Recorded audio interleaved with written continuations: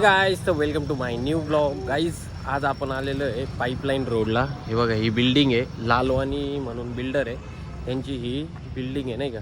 तर इथं आज आहे ना गाईज आपण फायर आणि सेफ्टीचे ट्रेनिंग देणार आहे. आणि आपल्यासोबत कोण कोण आहे, आपला प्रदीप दादा, त्यानंतर आपला ठाकूर. आता या माणसांची मजा बघा फक्त ट्रेनिंगमध्ये कशी येते नाही का. आणि आपल्यासमोर कमीत कमी गाईज 15-20 माणसं तर राहणार आहे. त्यांना आपल्याला सगळ्यांना ट्रेनिंग वगैरे द्यायची नाही का या बिल्डिंगमध्ये. तर चला गाईज जाऊ आता. ऑलरेडी सर्वजण जमा झालेले आहे. त्यानंतर ट्रेनिंग कशी होती बघा. आजचा ब्लॉगच आपला पूर्ण ट्रेनिंगवर राहणार आहे. बरं आता आपण सर्वजण इथं फायर आणि सेफ्टीच्या ट्रेनिंगसाठी जमा. बऱ्याचशा लोकांना माहिती नाही आहे का आग लागल्यानंतर सर्वात पहिले काय करायचं. बरेचसे लोक काय करते, आग लागली आहे पाणी घेतील आणि उठतील. ही चुकी कधीच करायची नाही. सर्वात पहिले एक गोष्ट लक्षात ठेवायची, ट्रायंगल ऑफ फायर. जसं माणसाला जगण्यासाठी ऑक्सिजन महत्त्वाचं आहे, पाणी महत्त्वाचं आहे, त्यानंतर अन्न महत्त्वाचं आहे, तसंच आग लागण्यासाठी पण 3 गोष्टी खूप महत्त्वाच्या असतात. त्याला बोलतात ट्रायंगल ऑफ फायर. हे बेसिक नॉलेज आहे. हीट, फ्यूल, ऑक्सिजन या 3 गोष्टी जवळ एकत्र होत नाही तवर आग लागत नाही. समजा हीट आहे, फ्यूल आहे, बट त्याला ऑक्सिजनच भेटत नाही तर आग लागणार नाही. या 3 एक पण गोष्ट जर नसली तर आग लागणारच नाही. त्यानंतर आगीचे प्रकार, त्याला बोलतात क्लासिफिकेशन ऑफ फायर. आगीचे पण प्रकार आहे. तुम्हाला मी स्टार्टिंगला सांगितलं का आग लागल्या बरेचसे लोक काय करतात, पाणी घेतात नव्हते. ही चुकी कधीच करायची नाही. A, B, C, D आणि E 5 प्रकारची फायर असते. ए म्हणजे काय? ए म्हणजे सॉलिड. सॉलिड मध्ये येतं कागद, कोळसा, पेपर वगैरे इतर काही अजून. बी म्हणजे लिक्विड. लिक्विड मध्ये डिझेल, पेट्रोल, केरोसिन जे लिक्विड पदार्थ असते जाळणार. आणि सी म्हणजे गॅस.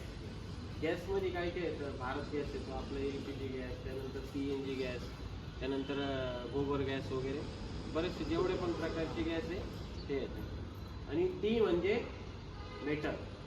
तर मेटल मध्ये सोनं, चांदी, पितळ जे काय असेल सगळे येते. ओके. त्यानंतर ई म्हणजे काय? ई म्हणजे इलेक्ट्रिक फायर. आता बेसिकली आपल्या बिल्डिंग मध्ये ABC टाईप फायर एक्सटिंग्विशर. याच्यावर एक कोड असतो. कोणता पण फायर एक्सटिंग्विशर जो असतो त्याच्यावर कोड असतो. BC नाव असतं किंवा ABC असतं. बघा आता आपला जो कोड आहे याच्यावर लिहिलेलं आहे A, B आणि C म्हणजे 3 प्रकारच्या आगीवर हा फायर एक्सटिंग्विशर चालेल. याच्यामध्ये मोनो अमोनियम फॉस्फेट नावाची पावडर असते. Mono ammonium phosphate he A class, B class आणि C क्लास. ऍक्च्युली ही सर्व फायरला चालते. असं नाही का इलेक्ट्रिक फायरला चालू नाही शकत हा फायर एक्सटिंग्विशर. हा फायर एक्सटिंग्विशर इलेक्ट्रिक फायरला पण चालतो. बट इलेक्ट्रिक समजा फायरवर आपण हा ABC टाईप फायर एक्सटिंग्विशर जर यूज केला तर त्याचा फायदा पण आहे आणि फायदा नाही पण आहे. जसं की उदाहरण देतो तुम्हाला, तुमच्या एखाद्या पॅनलला जर आग वगैरे जर लागली आणि पॅनलला कधी पूर्ण पॅनलला आग तर लागत नाही. एक छोटासा पार्ट असतो, त्या पार्टला आग लागल्यामुळं हळूहळू आग वाढत जाते. तर ह्या ABC टाईप फायर एक्सटिंग्विशरनी काय होतं, याच्यामध्ये पावडर असते. जेव्हा आपण आग विझवण्यासाठी ABC type fire extinguisher electric फायरसाठी जेव्हा यूज करतो त्याच्यातली जी पावडर आहे, पावडरचे छोटे छोटे कण ते तुमच्या पूर्ण पॅनलमध्ये जातात. पूर्ण पॅनलमध्ये गेल्यामुळं काय होतं, आग तर विझते तुमची, पण तुमचं नुकसान पण होतं. नुकसान काय होतं का पावडरचे छोटे छोटे जे कण आहे हे पूर्ण पॅनलच्या पार्ट्स मध्ये जाते आणि तुम्हाला छोटा पार्ट रिप्लेसमेंट न करता पूर्ण पॅनल तुम्हाला रिप्लेसमेंट करावं लागतं. तसंच प्रत्येक आगीसाठी एक फायर एक्सटिंग्विशर बनवलेलं आहे. जसं की ए क्लास मध्ये मी तुम्हाला सांगितलं सॉलिड येतं. सॉलिड मध्ये कागद, कोळसा, पेपर वगैरे येतात. तर याच्यासाठी स्पेशली एक फायर एक्सटिंग्विशर आहे, त्याला म्हणतो वॉटर टाईप फायर एक्सटिंग्विशर. त्यानंतर B म्हणजे लिक्विड. लिक्विडसाठी पण तुम्ही ABC type fire extinguisher use करू शकते, बट त्याच्यासाठी पण ISI नुसार एक फायर एक्सटिंग्विशर आहे, त्याला बोलते mechanical foam. Water plus foam नावाचं एक लिक्विड असतं त्याच्यामध्ये, आणि प्लस त्याच्यामध्ये नायट्रोजन असतं.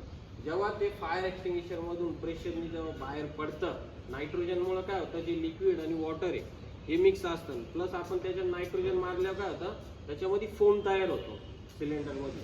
आणि जेव्हा ते प्रेशरनी बाहेर मारतो आपण, तो फेस अजून घट्ट होतो आणि त्यानंतर आग लिक्विडची आग विझते. असं नाही की काय होतं, बरेचसे लोक काय करतात, लिक्विडची आग लागलेली तर त्याच्यावर पाणी ओतते. पाण्याने कधीच आग विझत नाही लिक्विडची, लक्षात ठेवा.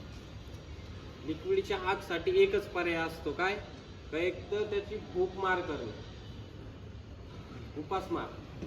अर्थात त्याला भूक लागलेली, आग पेटती, अजून साईडला अजून काहीतरी लिक्विड आहे, तर साईडचं जे लिक्विड आहे ते सर्वात पहिले बाजूला करायचं. त्यानंतर त्याच्यावर foam type fire extinguisher use करायचं. का करायचं, फोम टाईप का यूज करायचं, तर जेव्हा फायर एक्सटिंग्विशर मधून फोम बाहेर पडतो, फोम हा हलका असतो एकदम, त्याला वजन नसतं. जेव्हा आगीवर आपण मारल्यानंतर काय होतं, हळूहळू जो फोम आहे तो फोम हळूहळू पसरतो. पसरल्यामुळं काय होतं, जे ऑक्सिजन आहे ऑक्सिजन कट होतं. ऑलरेडी आपण त्याची उपासमार केलेली, म्हणजे त्याच्या शेजारी जेवढं पण लिक्विड वगैरे जे काय होतं, जे जळणारी वस्तू आहे अजून काही, ती आपण ऑलरेडी साईडला केलेली. प्लस त्यानंतर फायर एक्सटिंग्विशर यूज केल्यानंतर जे फोम आहे, फोम पसरल्यामुळे काय झालं, त्याचं ऑक्सिजन कट झालं आणि ती आग पण विझली. त्यानंतर C म्हणजे गॅस. आता C साठी स्पेशली कोणताच फायर एक्सटिंग्विशर आतापर्यंत बनलेला नाही गॅससाठी, म्हणजे LPG वगैरे. तर सगळ्यात बेस्ट एक उपाय देतो तुम्हाला, म्हणजे फायर एक्सटिंग्विशरने पण कधी कधी आहे ना गॅसची आग नाही होत, त्याच्यासाठी सगळ्यात बेस्ट पर्याय. आता अर्थात आपल्या LPG सिलेंडरला जर कधी आग वगैरे जर लागली तर ती का बाहेरून नाही लागत, एक तर त्याचं जे रेग्युलेटर असतं तिथंच आग लागते.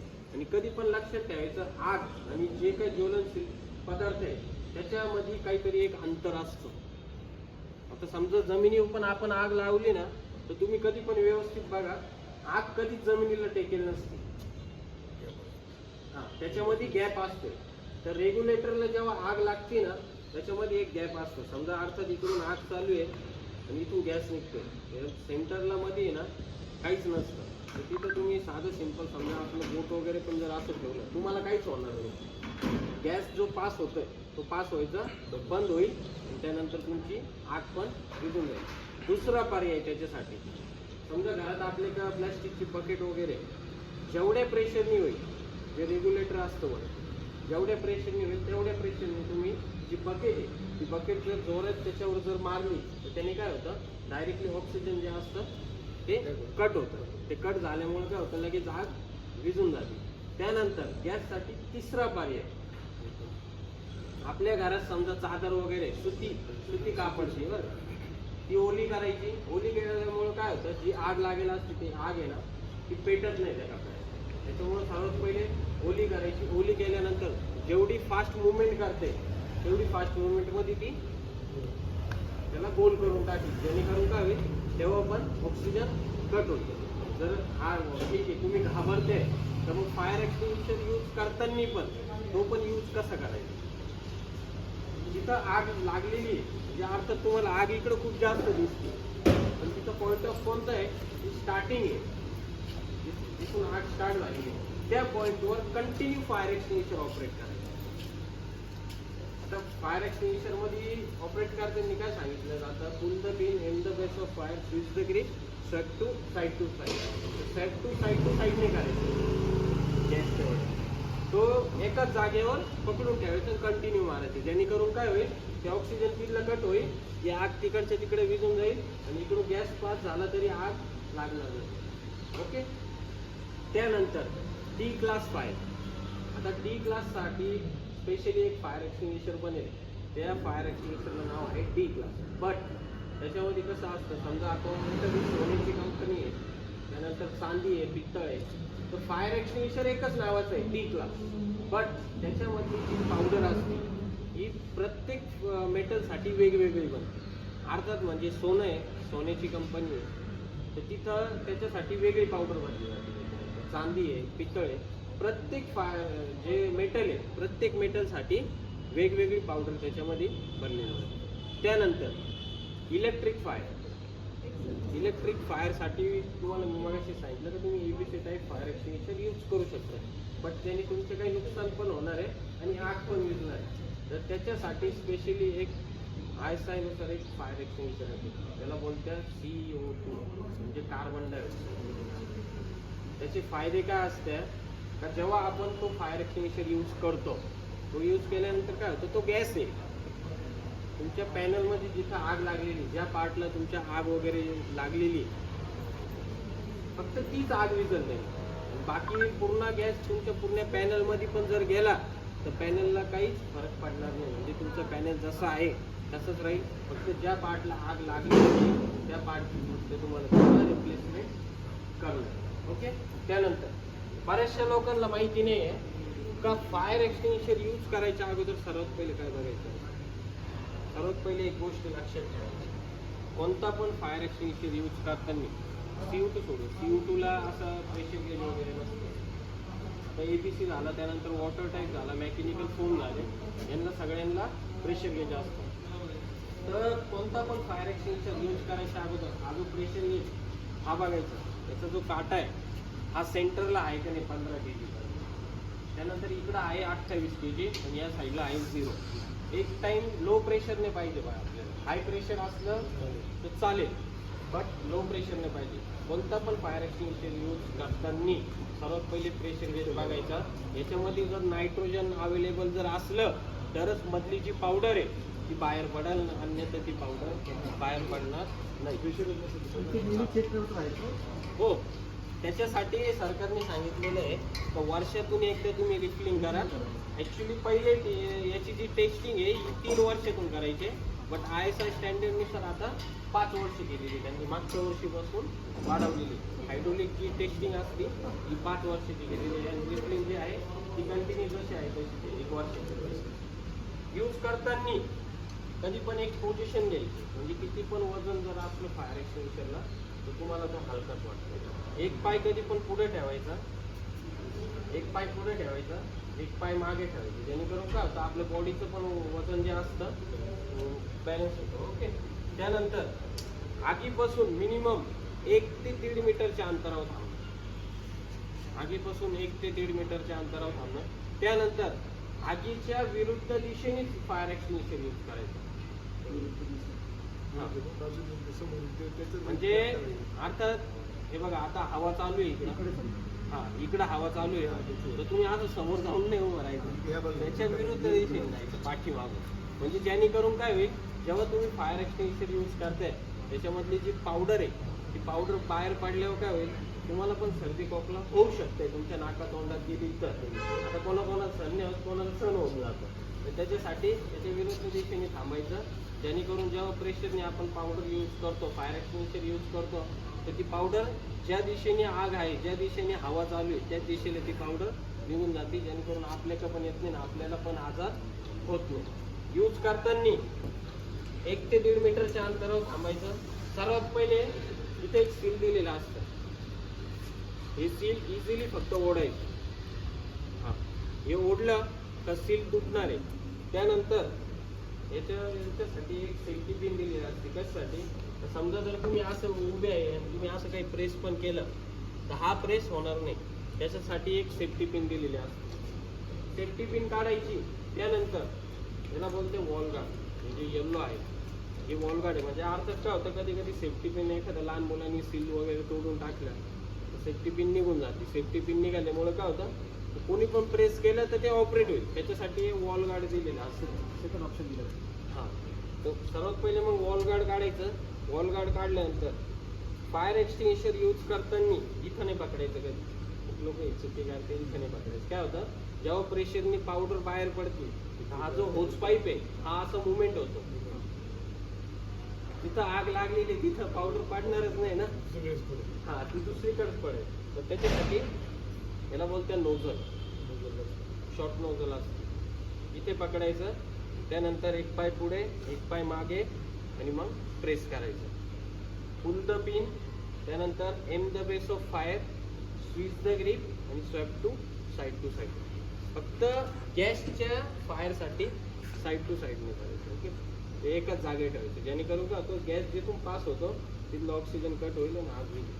आता आपण बाहेर डेमो पण घेणार आहे आग लावून, तो फायर एक्सटिंग्विशर तुम्हालाच यूज करायचं. ओके, आणि ती आग तुमच्या तोंडावर कधी पण येऊ शकते.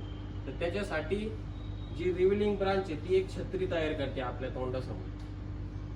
अशी छत्री जाते पाण्याची कंटिन्यू. म्हणजे काय होईल, आग जर आली पण तुमच्या अंगावर तर जेणेकरून तुम्हाला काही होणार नाही.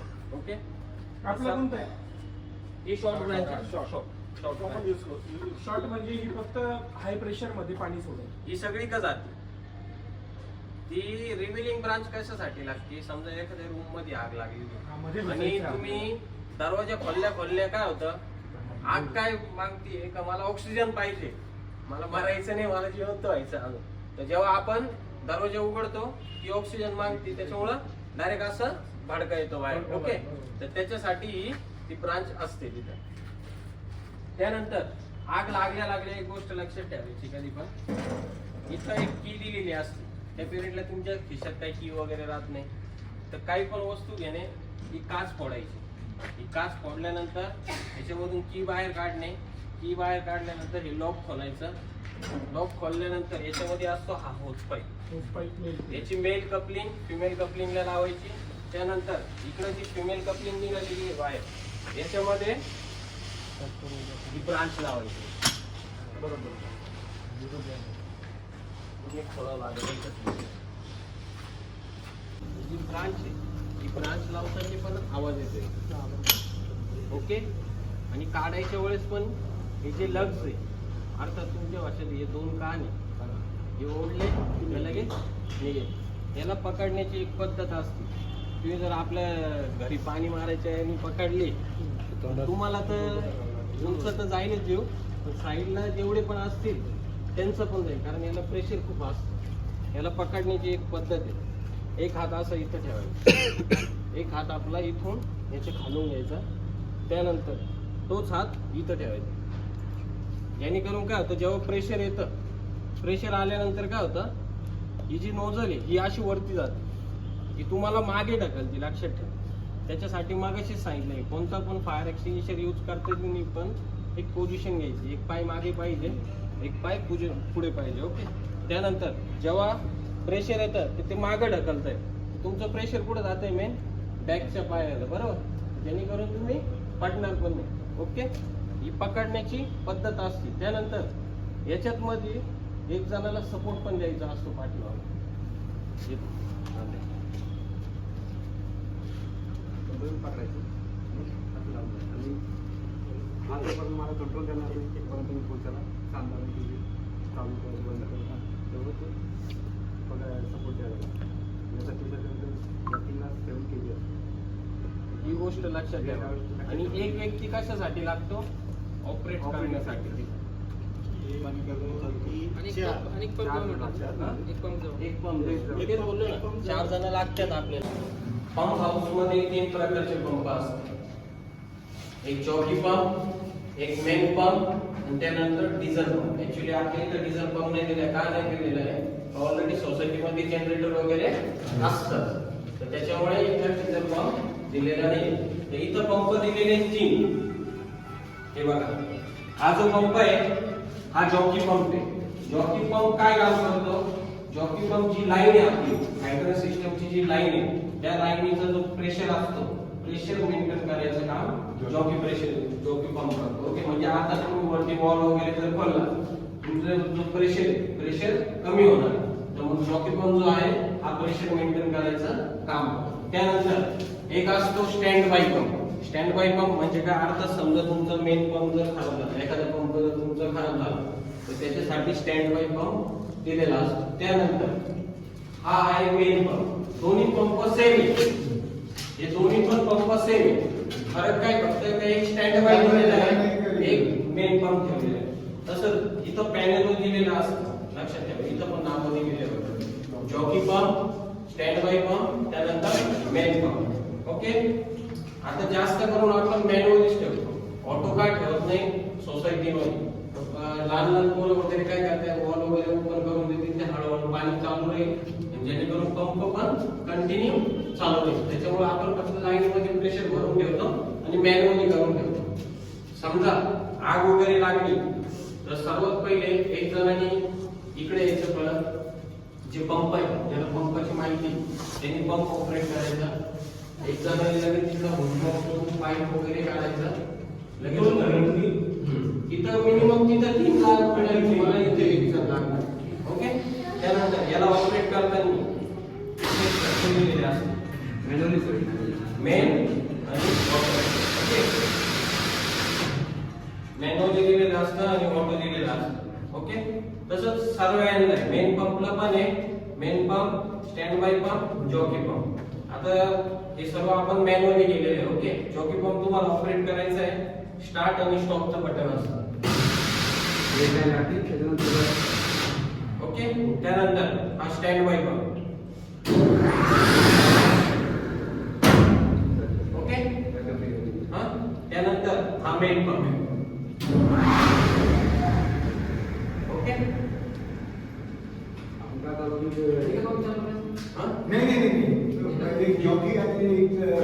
तुम्हाला मी सांगितलं जॉकी पंप हा प्रेशर मेंटेन करण्यासाठी असतो. जेव्हा मोठी आग वगैरे जर लागली तर तुम्हाला एक तर मेन पंप चालू करणे, मेन पंप समजा थांबता आला, तुम्हाला स्टँड बाय पंप चालू करायचा आहे. त्याच्या अगोदर सर्वात पहिले एक काम खूप महत्त्वाचं असतं. आपल्या पूर्ण बिल्डिंग मध्ये अलार्म सिस्टम दिलेली, फायर अलार्म सिस्टम. तर आग लागल्यानंतर आता तुम्हाला समजा तुम्हालाच माहिती का आग लागली, बाकी सोसायटीला माहितीच नाही, तर तिथे एक मॅन्युअली हे दिलेलं असतं MCP मॅन्युअल फॉर रिस्पॉन्स. आणि त्यानंतर प्रत्येक फ्लोअरला हुटर पण आहे. हुटर म्हणजे सायरन असतो जसं स्पीकर. आणि प्रत्येक फ्लोअरला तिथं MCP पण दिलेलं आहे आणि हुटर पण दिलेलं आहे. तिथं ते पण ऑपरेट कसं करायचं ते पण मी तुम्हाला सांगतो. ओके. आता तुम्हाला याच्यामध्ये काही डाऊट आहे का इथं कसं काय हे ऑपरेट कसं करायचं किंवा कसं नाही करायचं?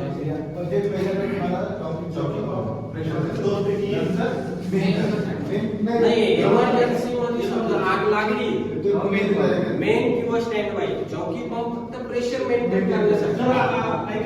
तर वरती आपण आग विझवतोय पण आपल्याला असा डाऊट येतोय की प्रेशर पुरत नाही, तेव्हा खालच्या व्यक्तीला सांगून जॉकी पंप दाबायचा. नाही, जॉकी पंप फक्त प्रेशर मेंटेन करतो. नॉर्मली म्हणजे तुम्ही वॉल ओपन केला, प्रेशर थोडासा कमी झाला, वॉल बंद केला, तर मग इकडं हा पंप चालू होतो. आपलं काम फक्त मेन पंप आहे. हा, हे फक्त प्रेशर मेंटेन करतो. म्हणजे दाबायचं आहे ते ऑटोमॅटिक ठेवतो आपण. म्हणजे सिंपल इथं फक्त मेन पंप दाबायचा आणि मेन पंप जर कधी बंद असेल ओके. आता तुम्हाला ते फायर अलार्म असतो, याला बोलतात हुटर. आणि हा जो पॅनल आहे या पॅनलला बोलते फायर अलार्म कंट्रोल पॅनल. म्हणजे आता प्रत्येक फ्लोअरला आपले हे लावलेले MCP आणि हुटर. MCP आणि हुटरचं काम काय असतं, समजा आता आग लागली बिल्डिंग मध्ये कोणत्या तरी फ्लोअरला किंवा ग्राउंड फ्लोअरला म्हणा किंवा पार्किंगला म्हणा, एखाद्या गाडीला वगैरे कुठं आग लागलेली, तर तुम्हाला सगळ्यांना कळवायचंय, तुम्हाला मदत हवी का हा सर्वांना सांगू, सर्वजण घराच्या बाहेर पडतील जेणेकरून अजून काही नुकसान होणार असं कोणाच्या घरात लागणार ती लागणार नाही. ओके. त्याच्यासाठी इथं प्रेस म्हणून बोललेलं असतं. आता समजा तुम्ही इथं प्रेस केलं तर प्रत्येक फ्लोअरचा जो हुटर आहे प्रत्येक फ्लोअरचा ते सगळे वाचला तुम्हाला दाखव.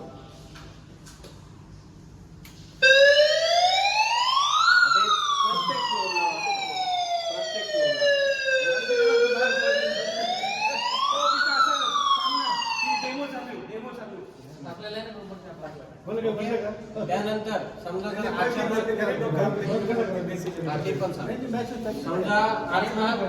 अचानक भयानक एखाद्या लहान पोराने जर प्रेस वगैरे केलेला आहे तर सर्वात पहिले इथेच यायचं. तुम्हाला सर्व सायरन जो आहे तो बंद करण्यासाठी तुम्हाला डायरेक्ट कंट्रोल पॅनल पाशी येणे. कंट्रोल पॅनल पाशी आल्यानंतर इथं सायलेन्सचं बटन दिलेलं असतं. सर्वात पहिले सायलेन्स करायचं, त्यानंतर रिसेट नावाचं बटन असतं, इथे रिसेट करून घ्यायचं. रिसेट केल्यानंतर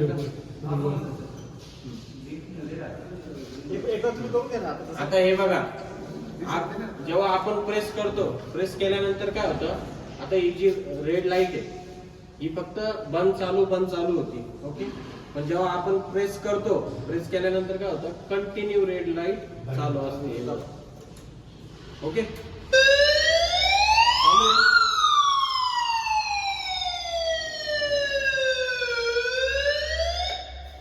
ओके. आता इथं पण आलेलं आहे काय, आणि Ground. आता पण येतं का? तसंच प्रत्येक फ्लोअरला असते. हा पण बोलताय. समजा हो वेगवेगळे. समजा हे जे ते बघा वरती जाळी आहे ना, हा. तिथून बोलता येतं का सगळ्यांनी बाहेर नाही स्पीकर आहे म्हणजे आग लागली आहे तुम्हाला प्रत्येक जणाला सांगायचंय. आणि समजा ज्या फ्लोअरचा एमसीबी ऑपरेट होईल, सर्वात पहिले तुम्हाला खाली यायचं, इथे ऍड्रेस दाखवतं. जसं की फर्स्ट फ्लोअर, आता आपण ग्राउंड फ्लोअरचा ऑपरेट केलेला आहे, तर इथं काय आलेलं आहे, ग्राउंड. ओके, तसंच फर्स्ट फ्लोअरचा गेला तर फर्स्ट फ्लोअर पण येईल, सेकंड फ्लोअर गेला आहे सेकंड फ्लोअरचा पण येईल. ओके, एक फ्लोअर आहे हो, सगळे फ्लोअर.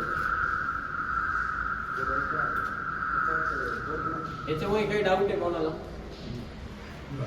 विचारू शकते. नाही, एक सायलेन्स आहे, एक रिसेट आहे, त्यानंतर टेस्ट आहे आणि ऑल कॉल्स आहे. ओके, आपले दोनच महत्वाचे काम आहे इथं, रिसेट आणि सायलेन्स बस.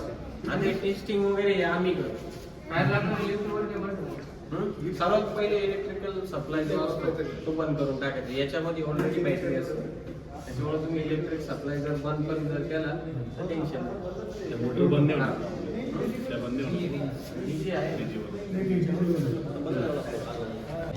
सर्वात पहिले सील तोडायचं. सील तोडल्यानंतर ही सेफ्टी पिन असते, सेफ्टी पिन काढायची. त्यानंतर हे जे वॉल गार्ड आहे, हे वॉल गार्ड काढायचं. त्यानंतर जिथं आग लागलेली आहे तिथं नेम धरायचा आणि प्रेस करायचं. अर्थात pull the pin, name the base of fire, switch the grip, to side to side. फक्त ओढायचं. आता सेफ्टी पिन काढा, त्यानंतर हे गार्ड काढा, आमचं गार्ड काढा. असं नका पकडू, एक पाय मागे एक पाय पुढे, हे असं पकडायचं.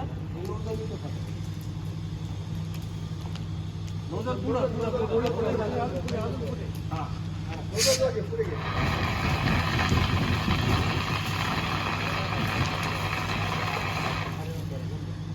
आणि कोणाकोणाला ऑपरेट करायचं या पुढं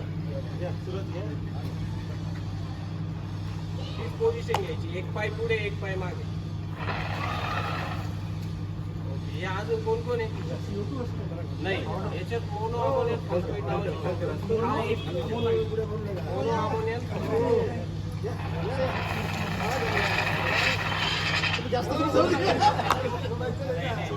सोडायचं नाही. कोण कोण आहे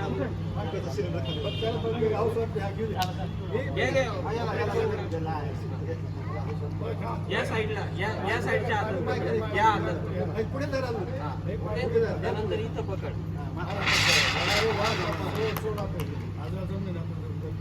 आधार नाही जमणार, आधार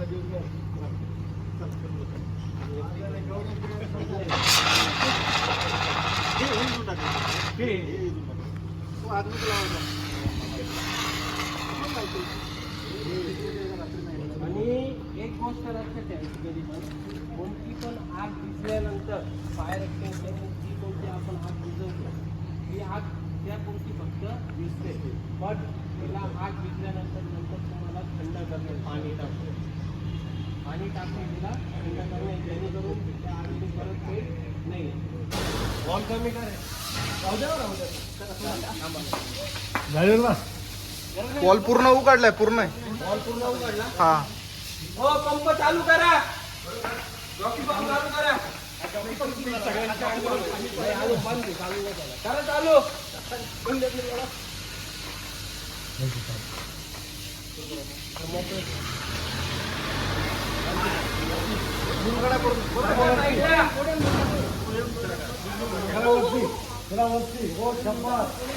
चालू ठेवा, चालू ठेवा. गाडी उठा.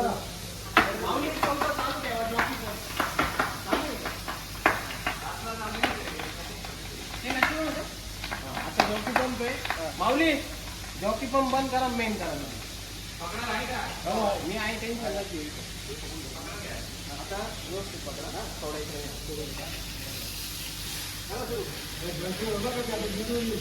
2 मिनिटं थांबा चालू नाही आता विजून सोडू थांबा आता घ्या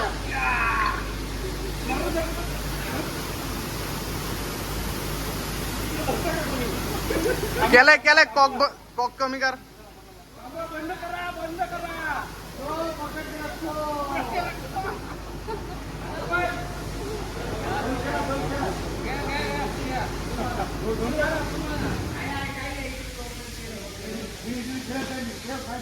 सोडू नका सोडू नका.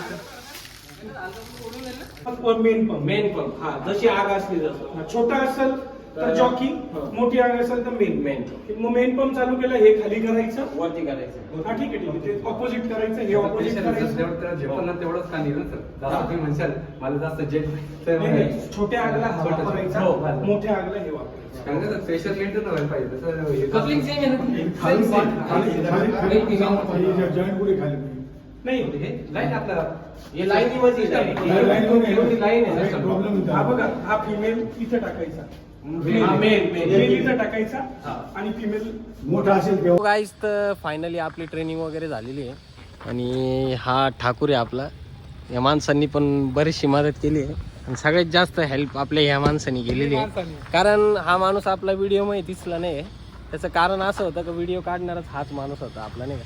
आणि गाईज आय होप की आजची ट्रेनिंग तुम्हाला नक्कीच आवडली असेल तर तुमच्या भावाच्या चॅनलला सबस्क्राईब करा, व्हिडिओला लाईक करा, कमेंट करा. चला जय महाकाल.